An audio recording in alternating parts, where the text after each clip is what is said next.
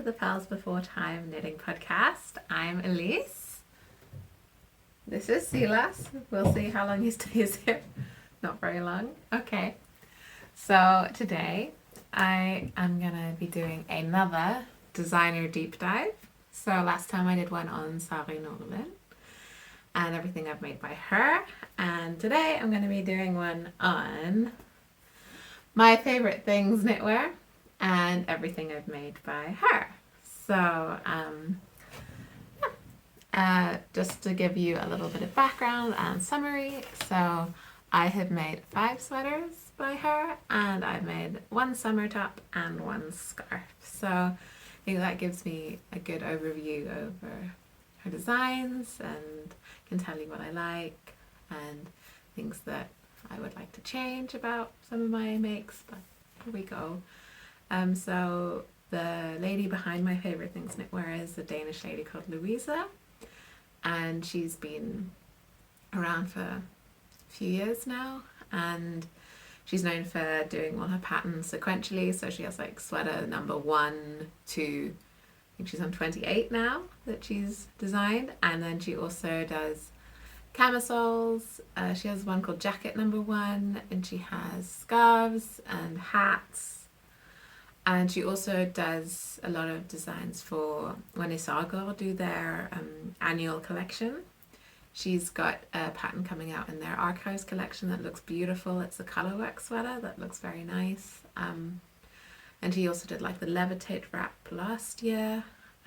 So she's, I think, well known for doing simple constructions, a lot of oversized sweaters with added fun details in the structure often. So I think that would be kind of her main, summary as a designer. So without that's the cat having a little bit of a zoom around. Anyway, so first things first, let's start with what I'm wearing. I'm wearing sweater number 19. So what inspired me to make this was actually an Instagram post by a knitter called Milena Paulina. So she's now a designer and she's designing lots of things which are beautiful. But before she got really into design, she was just a very good maker, and she made this in this beautiful green color, and I just thought it was so gorgeous, and that's what really made me want to make it. So this one's extra special for me because I made it in yarn that I've dyed myself. So this is, like, I've done a bit of yarn dyeing, but like more basic, where you don't need to use a ton of chemicals, whereas this time I actually based all the yarn myself, and then I got plant extracts and various different things to fix the dye to the yarn, and then I went through the whole process. So it was a lot of, boiling, and, or not boiling, but like heating and rinsing and all sorts of things. And I'm really proud of myself for doing it. I got help because there's a company called Lana Botanica, and they provide yarn dyeing kits. So they provide yarn as well as plant extracts, and then all the different chemicals you need for basing and fixing. And they were very helpful with me. I had given them draft calculations for how much of everything I would need for the amount of yarn I had, and they helped me work that out and confirm that that was correct, and it went really well. So I highly recommend if you want to try dyeing stuff yourself. Lana Botanica are great. They're based in Norway, but they're wonderful. So this is dyed with a plant extract called Reseda. I don't really know what that is in English, but it's this beautiful sort of sunshine yellow colour, and it just makes me happy, a very summery feeling top. So this is a very oversized sweater. It's quite wide, and it's got a sort of drop shoulder, so where the arm actually separates is already quite far down my arm. So I would say about this is that it's hard to wear jackets over, because then the sort of armhole wants to bunch up a lot, and then you end up with a lot of bunching. So that's something to be aware of, I guess, if you want to make it. But I tend to just wear it without a jacket most of the time. And yeah, it's in an all over, is it called like mock cable? Because you don't actually do any cabling in this at all. It's just a 4-row repeats where you do kind of like a rib, and then you have a series of like knit two togethers and a yarn over, and then you do a sort of carrying one stitch over another stitch, which creates this kind of cable effect without actually cabling, which is really convenient because you don't need a cable needle, and then it goes much faster. But it did still take quite a long time because it's very oversized. The only thing things to note is this is kind of something that happens with this style of design and this shoulder, is that you end up with this kind of bump at the front. That's quite common. I don't mind it, but if you're not really into this little bit of a bunch, then yeah, maybe don't make this. I know her sweater number 8, I think, has a very similar construction, but that one's designed a bit more tight fitted. I think in a smaller gauge as well, and it's not got this cabling, it's just 2x2 rib. So she uses similar constructions in very different ways, which is really interesting. So that's this one. I like mine very much. There are some of her sweaters that I've thought about making, but I haven't. So I really wanted to make sweater number 15, which is just an all over beautiful, gentle cable sweater. And I don't think I want to make this anymore, but this is a beautiful swatch that I made for it. And I think my tastes have just changed a little bit, and there are other cable sweaters that I kind of want to make more now, maybe a bit more like Aran style with different types of cables. So yeah, but I think if you want a nice, very simple cable sweater, that number 15 is a really good choice. So I don't really know what order I should do my sweaters in, but we can just go to a different one. So, okay. This is sweater number 13. It is an all over broken rib sweater with raglan. It's worked top down and it has a little turtleneck. And yeah, I love this. I made this in Purlsbeforethyme, I think it's called. And Kid Setter tweed from Gepard Garn. And what I like is the kind of colour play in the yarn. So this is yarn dyed from sheep's wool, so there's some dark fibres in there as well. So it's got a lot of like depth to the shade. And then because the mohair is also a bit more variegated, it was like a tweed mohair. So it just adds even more depth to the colour. And I think it's so beautiful. It's very comfortable. Very good fit. I think there's also short row shaping in this one, so it fits very well. And yeah, I really enjoy this. This is kind of like a sister pattern to another sweater that I made, but it's one that I don't have right now. So she, if you know sweater number 12, so this is number 13, the previous one in her collection is also all over broken rib, also raglan, similar to this, but it's in a lower gauge, and the original design is striped and it lacks this turtleneck. It's just a sort of round neck. And I made this for someone else. So I don't know if you've heard of the boyfriend curse in knitting, but that is when you decide to make a partner for your partner a sweater, and then you're doomed to then break up. So I didn't believe in this, and then I made a sweater for my ex, and yeah, within a year we were broken up. It was the last Christmas present I gave him. But in the process of breaking up, I spoke to him about this sweater, and I was like, look, I spent a long time on this. Do you really wear it? And he said, no, not really. It seems a shame that I should have this when I don't use it. And that's fair.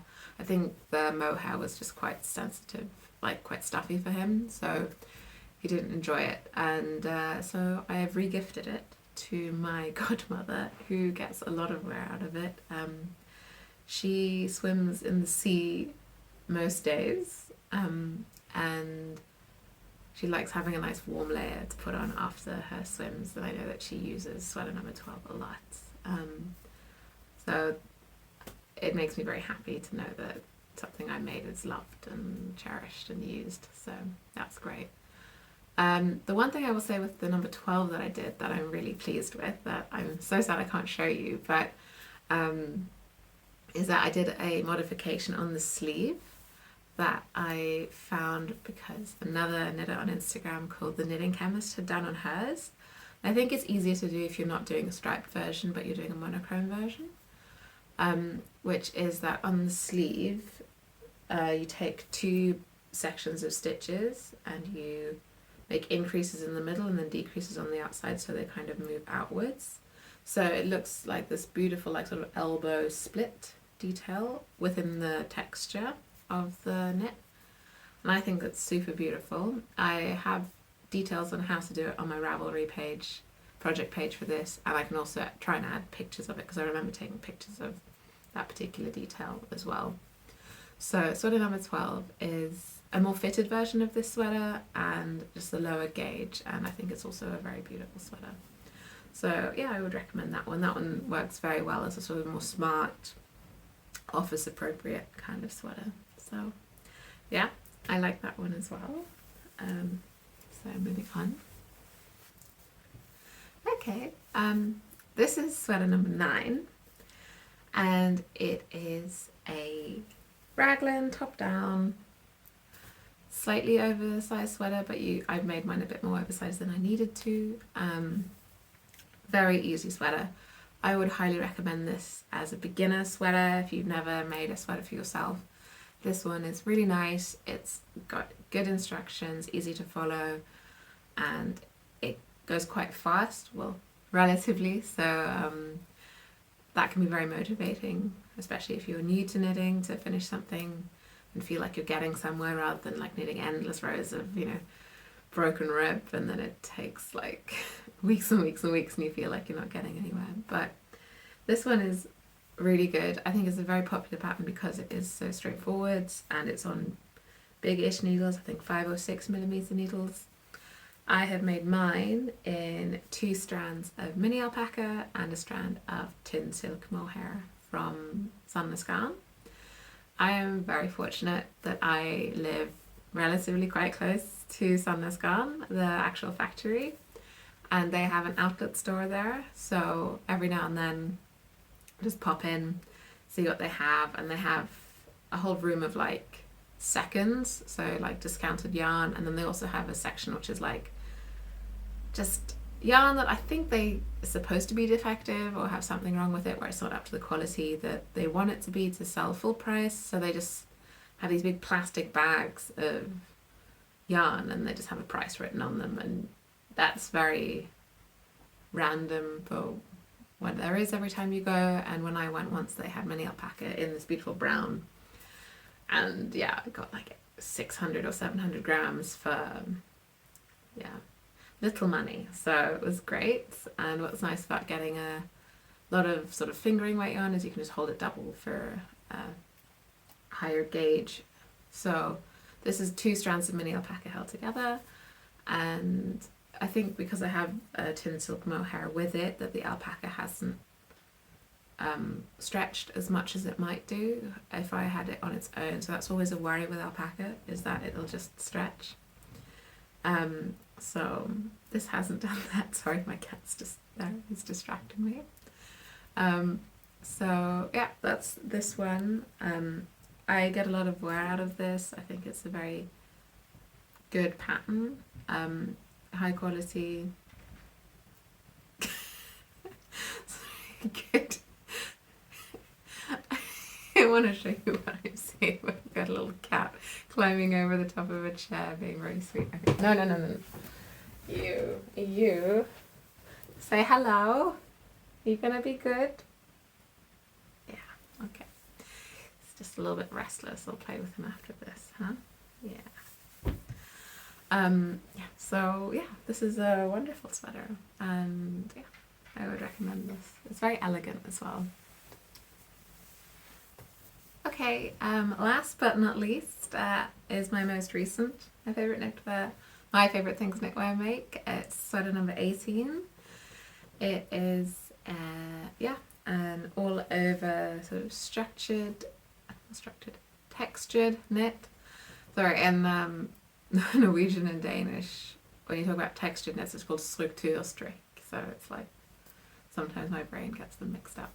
Anyway, it's a textured knit, and it's a very nice sort of pattern because it's very distinctive. So when you see this, you know, oh, it's obviously this sweater. I think this is also one of our very popular designs.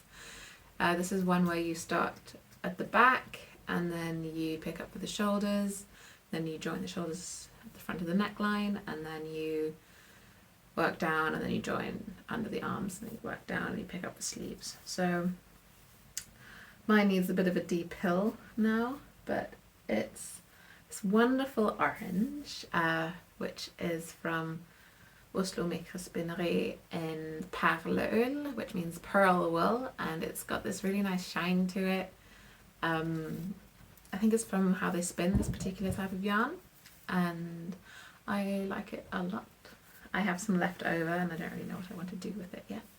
It's in the shade Milta, and Milta means cloudberry, and cloudberries are a type of berry that grow at quite high altitude, and in Norway they're traditionally eaten at Christmas.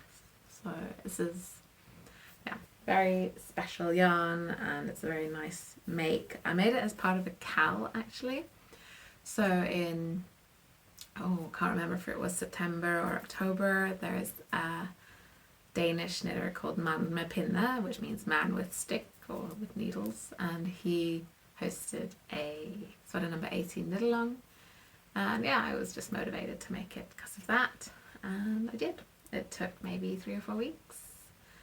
Yeah, but you can do like a sleeve in a day. It's one of those kind of things because the needles are 5mm, I think. So yeah, highly recommend. So that's it for sweaters. I don't have any more sweaters, but I have made 2 other things. So I have made scarf number 1, which I have gifted, so I don't have it. It is a beautiful triangular scarf with like garter stitch sections and then like sort of eyelet sections were stuck in it, and it's really easy, really beautiful, very quick, so you can make it in a day or a weekend and then gift it. So it's really good for gift knitting. I made mine in Langear's Cashmere Premium. So what's nice with small projects like that is if you want to try a luxury yarn, you know, you can do it. I think I needed 1.5 skeins, or like little balls, and you know, it's just so luxurious to have a little cashmere thing around your neck, and that's very nice. So I really like it. I can put a picture up. It was in this beautiful blue colour that I liked. Yeah, there's 2 versions in the same pattern. So one of them, oh boy, you can see I've got quite a jumpy cat today. Normally it's a little bit less jumpy, so yeah, I need to go play with it. Yes, I know, my love. I'm nearly finished. I'm nearly finished, I promise. Okay, so that's scarf number 1. And then we have the final thing, nearly finished, and that is my camisole number 4. I'm not going to be trying this on because it's not very warm, and I think this is the one I'm least happy with. But you know, the thing is with, I'm going to be very sort of blah about this, but I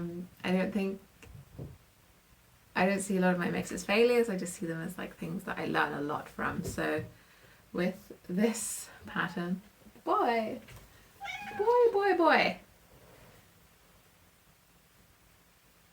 come on, you're so good. Do you want to sit here? Do you want to sit? You can sit if you want. Okay, so this